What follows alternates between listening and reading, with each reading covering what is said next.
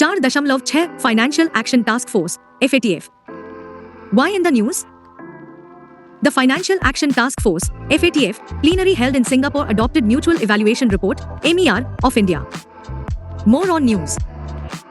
The first Mutual Evaluation of India was adopted in 2010. The current MER places India in the regular follow-up category and recognizes initiatives like JAM, Jan Dhan, Aadhaar, Mobile, Trinity and stringent regulations on cash transactions which have significantly increased financial inclusion and digital transactions, making transactions more traceable. What is MER of FATF? MER is an assessment of a country's measures to combat money laundering and the financing of terrorism and proliferation of weapons of mass destruction. The reports are peer reviews, where members from different countries assess another country. During a mutual evaluation, the assessed country must demonstrate that it has an effective framework to protect the financial system from abuse. MER has two main components: effectiveness rating or technical compliance assessment. Categorization of countries in MER or regular follow-up, the topmost category. Only 24, including India, UK, Italy, France, and Russia, members of G20, are in this category. Enhanced follow-up, these are countries with significant deficiencies. Includes even developed countries like the US, Australia, and several European nations. ICRG review, for high-risk and other monitored jurisdictions, these have a one-year observation period to address deficiencies. Failure to address deficiencies may result placement of the countries in the black or grey list. Financial Action Task Force, FATF. Genesis, it was established in 1989 by a group of 7, G7, summit held in Paris. Membership, 38 member countries including Russia whose membership is currently suspended. India is a member since 2010. FATF-style regional bodies, these are non-regional bodies established for the purpose of disseminating the international standards on combating money laundering, financing of terrorism, proliferation. Key role, integrity of the international financial system. It is international watchdog to combat money laundering, terrorist financing, and other related threats to international financial system. It sets the standards for countries and regulated entities, both financial and non-financial.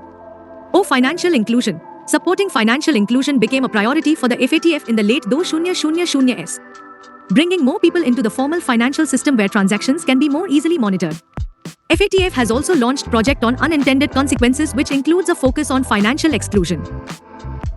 Grey and black list of FATF, these are countries identified as jurisdictions with weak measures to combat money laundering and terrorist financing.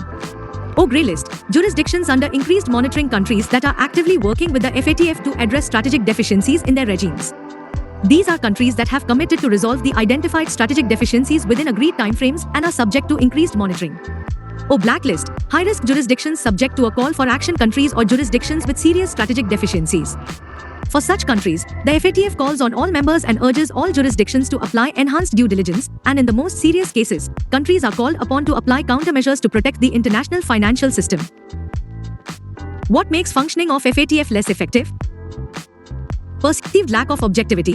FATF makes decisions by consensus, and no formal rules exist as to how many members must object to scuttle a proposal or spare a country from inclusion in grey list. Weakness in listing regime. There is no recognition of difference between jurisdictions in the grey list that lack the necessary technical or administrative capacity to FATF recommendations and jurisdictions that may have the capacity but would be unwilling in intent. Placing non-compliant countries either in blacklist or the grey list doesn't allow for a flexible and graduated response against terror financing countries. Lack of effectiveness. FATF relies upon assurances without actually considering actual performance. For example, Pakistan was removed from its grey list as it implemented FATF recommendations in technical terms. However, there still exists lack of action against terrorism and terrorist financing emanating from territories under its control. Marginalization of Global South voices. For many countries in the Global South, it is challenging to justify putting sufficient resources into the fight against money laundering. As a result, many countries in Africa, for example, appear to be regularly placed on and off the grey list. Emerging source of terror financing. The rise of cryptocurrencies and other virtual assets have provided terrorists with new avenues to move funds anonymously and internationally. Way forward for making FATF more effective. Categorization within grey list. Categorization of countries in grey list based on their willingness to compliance can ensure effective tackling of terror financing and money laundering. Enhance transparency in functioning. This can be done by formalizing the appointment at various positions and staff within the Secretariat through a transparent and an open competitive system. Further, steps should be taken to ensure job security and independence of the Secretariat.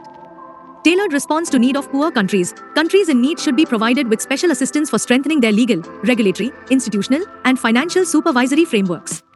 Global cooperation, close cooperation and coordination with other key international organizations, including IMF, World Bank, UN, and FATF-style regional bodies can help FATF to meet its objectives.